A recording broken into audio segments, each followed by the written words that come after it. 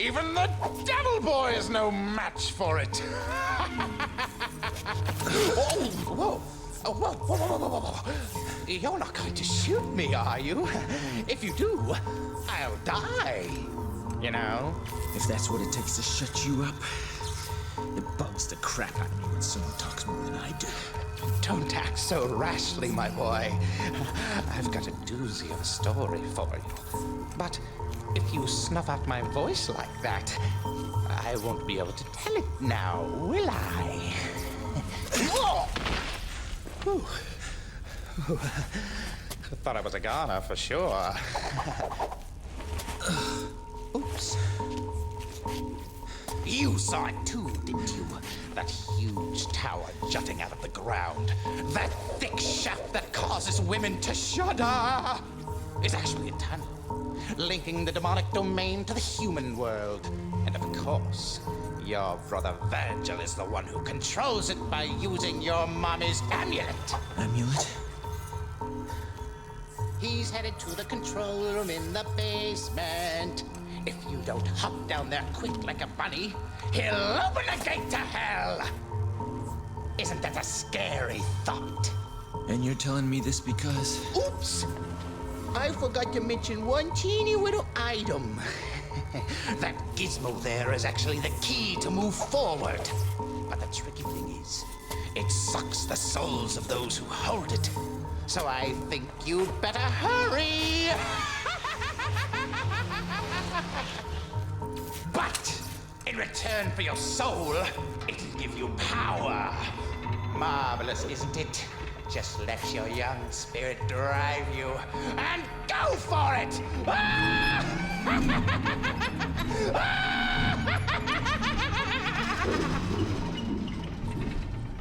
Wish you would have told me that in the first place. You big mouth moron.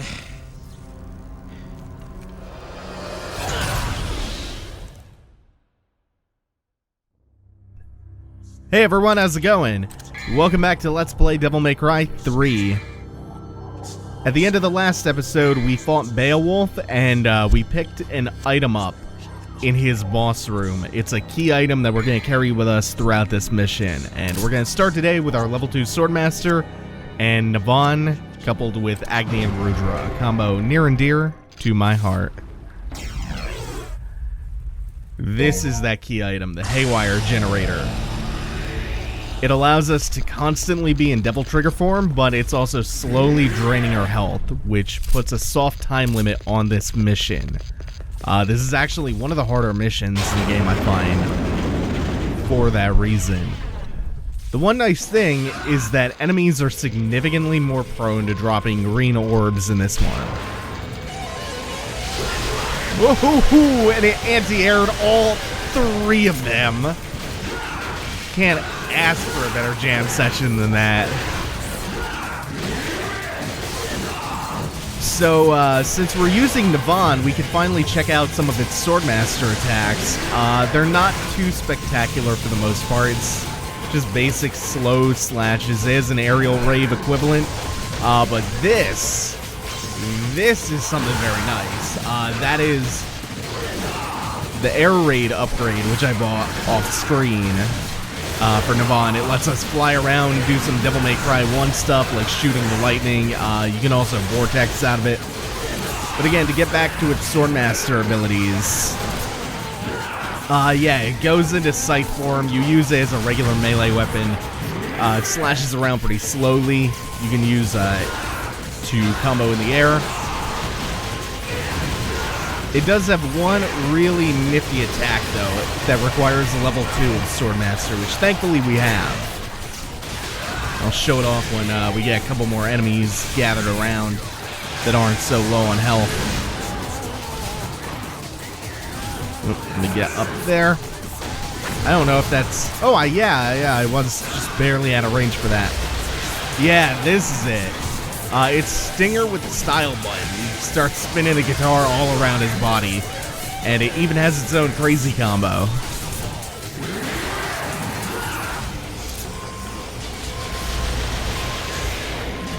So there's nothing we can really do to speed this tram section up, except to just kill the enemies stylishly and efficiently. They'll drop green orbs for you constantly, so it's not that much of a bother. The fact that this is more or less an auto-scroller. Just gotta be a bit careful, can't take too much health loss, because even though the enemies are replenishing your health, if you dip too low, they can't replenish all of it with the green orbs they drop. They're just tiny ones. There is this one big green orb that respawns, though. The one from when we made our first trek through the level. So that lets us go into the next combat arena at pretty much full health.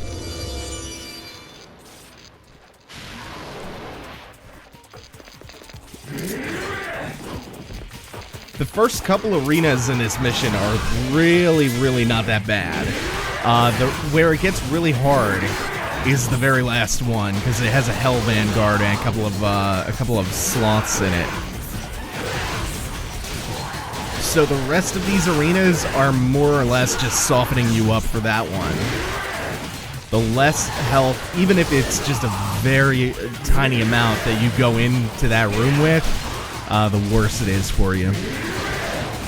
Because not only can the Hell Vanguard dish out a whole bunch of damage, it can come suddenly, surprisingly, through its teleport attacks, its dashes. The thing also has a lot of health, so you have to be really quick about killing it. And the less health that you have going into that fight, the faster you have to kill it.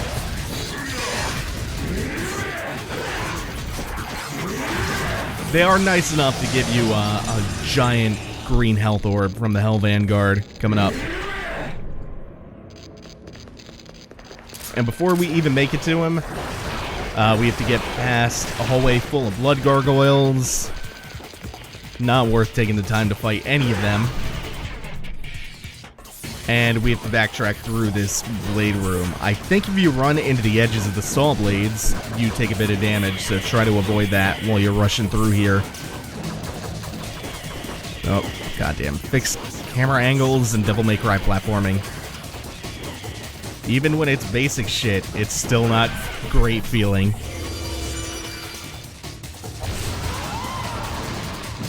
And here is the last home stretch of, the bad part of the mission.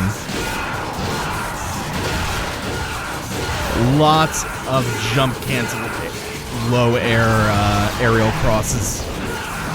That's the way to make this go as quickly and smoothly as possible.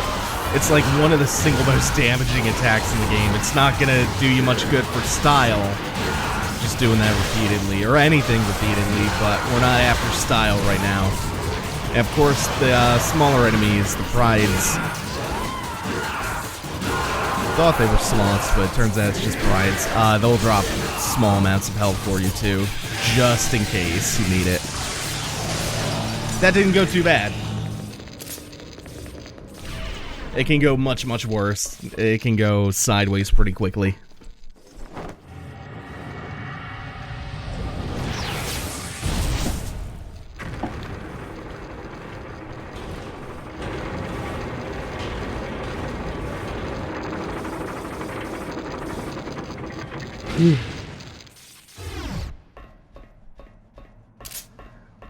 And thus, we lose our permanent devil trigger, but we also lose the constant health drain curse. And just in case you get here at low health, they provide you a little vital star.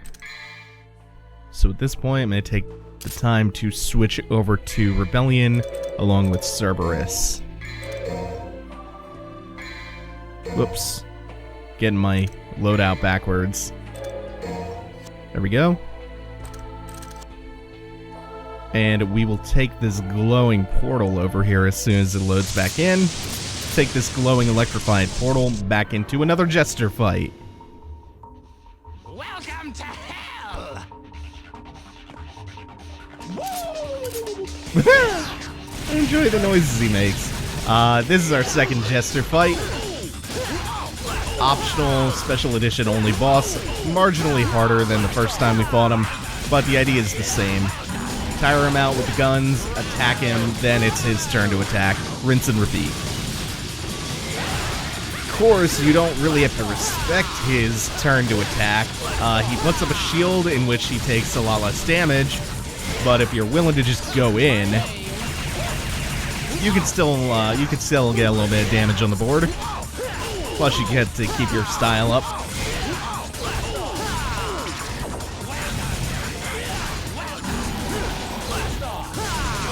He's given me really nice patterns. The 2 attacks that he's using so far, it's really easy to damage him during. So I haven't really had to stop attacking him yet. He has 1 or 2 new phases with all the glowing, damaging orbs. They can be a problem, where you really won't get as much of a chance to do harm to him. But he's not showing me that now.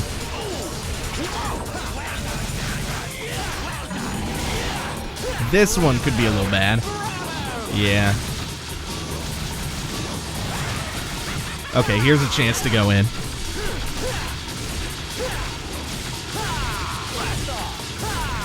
If I had done a nice big Devil Trigger explosion, I think I could have gotten him to skip this phase. But this is the last stretch of this fight where it gets significantly different. He gets another attack phase.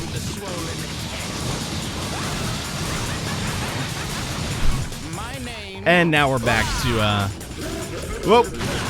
Yeah, when the thing starts laughing, it explodes. I forgot about that. Now we're just back to normal with Jester. I'll end this with a big Devil Trigger explosion.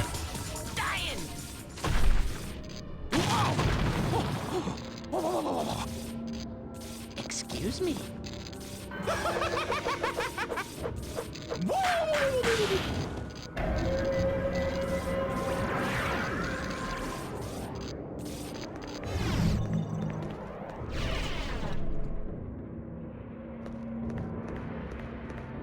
So that's our second Jester fight out of the way. Now we can descend the spiral stairs down to the real boss of the level.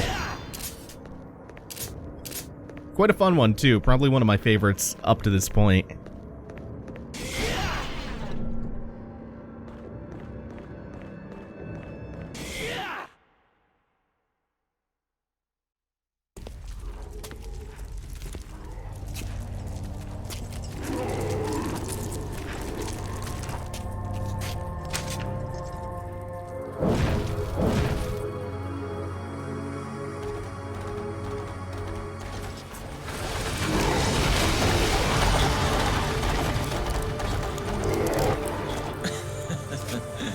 Talk about horsepower.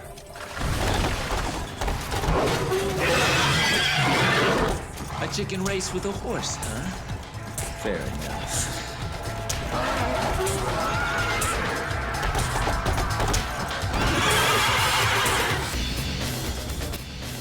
Is Geryon, the Time Steed, best buddy and preferred means of conveyance for Jack the Time Wizard and Victor the Time Snake. Was sadly made obsolete by Ariadne, the Time Uber driver. Speaking of drive, this is the one spot in the game where drive really gets to shine a little bit. I can run up to him now and just charge this up and do it in his face. Or as close to his face as I'm willing to get. The timing's a little bit tight, but it's a good way to get damage in while he's charging you. He does it, I think, 3 times in a row, the little teleport charge. They sit still for a moment after that at the end of the bridge, and we're on to phase 2.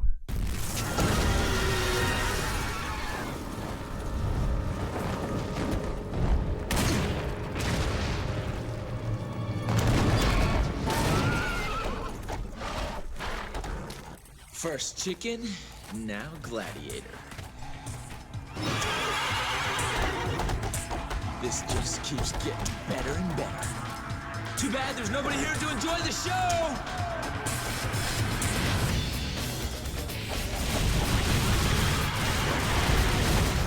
Now the real fight gets to start.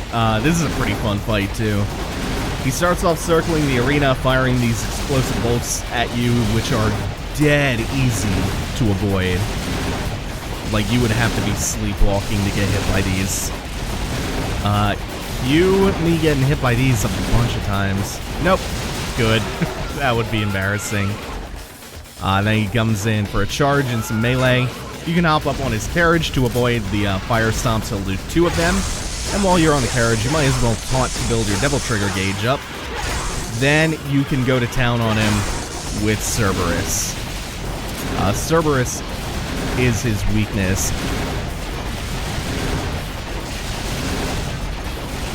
And then he'll rinse and repeat the explosive bolt phase if you fail to knock him down or do enough damage to him.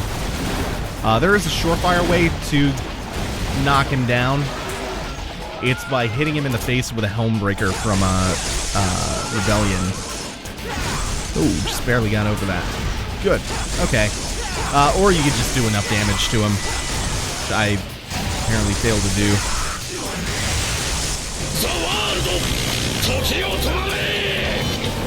So that is why he's called the Time Steed. He uses Quicksilver to slow you down, and then he starts dropping these Quicksilver orbs that do that slowdown effect upon contact. And while you're in the slowed time, if he uses a Quicksilver orb on you, he crowns you with the explosive bolts he keeps firing out, and it's just like Vergil's summon swords, except you're significantly slower, like this. I actually jumped way too early. This one shouldn't be bad because I'm in midair. Oh.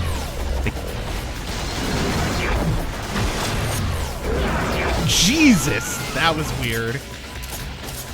Sometimes he does this donut attack where he spins the carriage around in a donut. It's like a big roundhouse. It's such a cool move. I wish he would do it. I want to see it in like a Souls game or Bloodborne or something.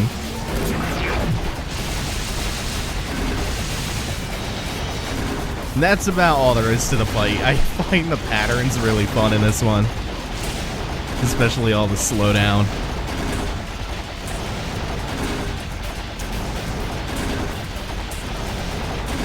Having to either dodge the Quicksilver orbs or deal with his teleport while you're slowed down after you take your turn attacking him. If you get away from him fast enough, you won't get slowed down after he gets up.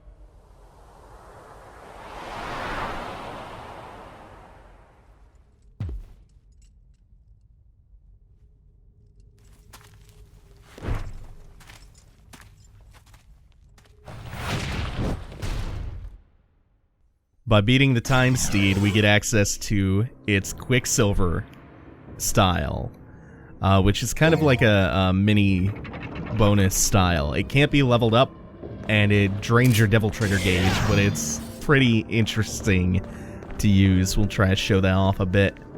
For now, thanks for watching, everyone. Be sure to like, comment, subscribe. Take it easy. Have a good one.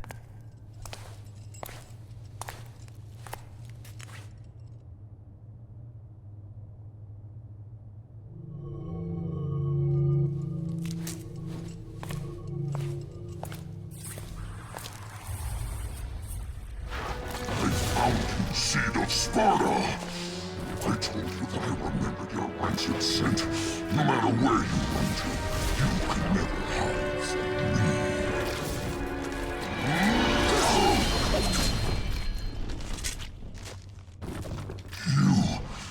You're not the one I faced before. But this smell, there are 2 of them. That excellent Sparta had 2 sons.